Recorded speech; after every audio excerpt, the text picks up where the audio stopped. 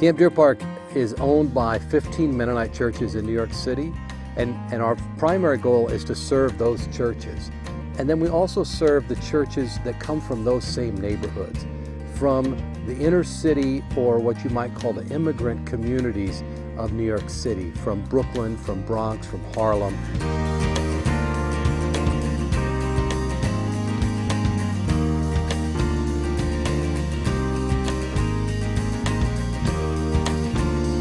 I would consider Camp Deerpark Kids Camp as part of the ministry over there.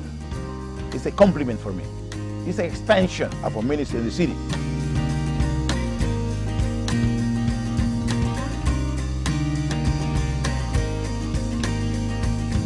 The fact that people can come here and come to know the Lord, whether it's the kids or adults, and to renew and kind of rejuvenate, you hear that over and over again, which is exactly why we're here to present the gospel of Jesus Christ.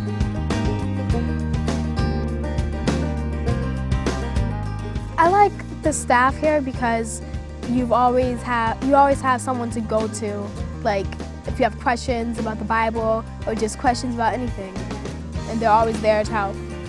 Like everything they do, like since they're older, like you kind of want to be like them because they show us how to be the light.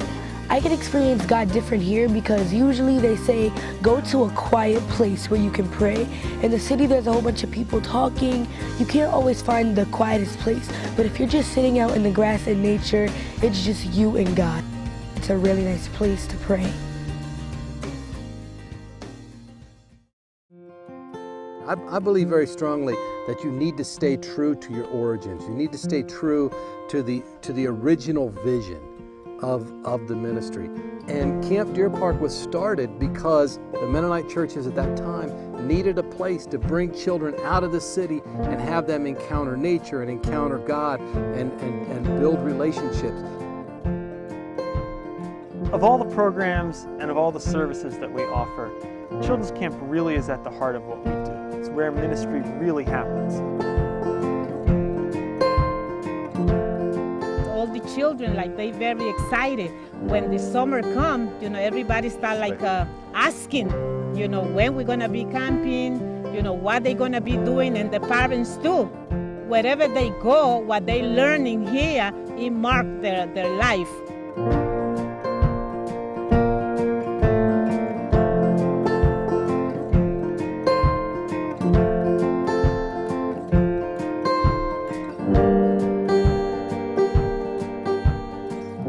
We are grateful for our existing facilities, but the buildings that we have now are old and they have never been adequate for what we've wanted to do.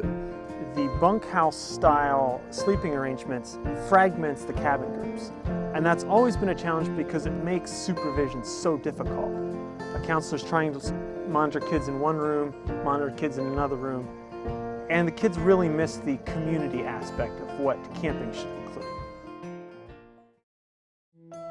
We have spent a lot of time planning the design of these cabins.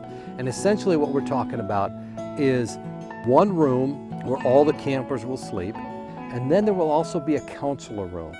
A room that will not have a door, it'll have an open doorway with a curtain. The idea is that they will have some privacy, but at the same time, there will be a curtain that they can always hear and see what's going on with their children. And then the thing that I'm most excited about is this large front porch. And it's a place that will have a picnic table. It's a place where the cabin will meet for devotions. It's a place where a cabin will eat some of its meals. It's a place where the cabin will just hang out and just be there. Teaching happens in community, role modeling happens in community, and having one cabin with a large open space where everybody can meet together and do Bible studies together and crafts together and eat together, that's so important for community. We want the cabins to be close enough to each other that everyone feels safe, like they don't feel isolated out in the middle of the woods, but we want them to be far enough away that they have their own sense of identity and their own sense of uniqueness. And then within a minute or two walking distance, we'll have a program center. And the program center will be the dining room. It'll be where we have our chapel services. It will be where the staff lounge will be. It will be really the center of everything that happens around Children's Camp. In a sense, we're not just building a physical cabin, but we're building a space in which character development can take place, in which kids can encounter Christ and can learn what it means to be a responsible individual. We're not putting resources into just a cool facility. We're putting resources into a place that will develop our young people and bring transformation to children in the city. I've always said that this campaign, A Time to Build, these improvements that we have planned are in some ways bigger than buying the camp itself. But what we need God's people to pray, and then we need everybody to be involved. Maybe in 10 years from now, Camp Deerpark is not going to look like this. It's going to be better, more exciting, more beautiful. So it's important for us to continue helping. I think having the construction of the new cabins is going to bring a new level of excitement to Camp Deerpark. We have kids, young and old, who have come to camp for many years, and they're used to the main house and they're used to the annex. But seeing new cabins, that's going to bring a newfound love, a newfound joy. If we think that missions is getting on a boat or on an airplane to do missions and get into other countries, give it to Camp Deerpark, because we have people from who knows how many countries right in our church's domain.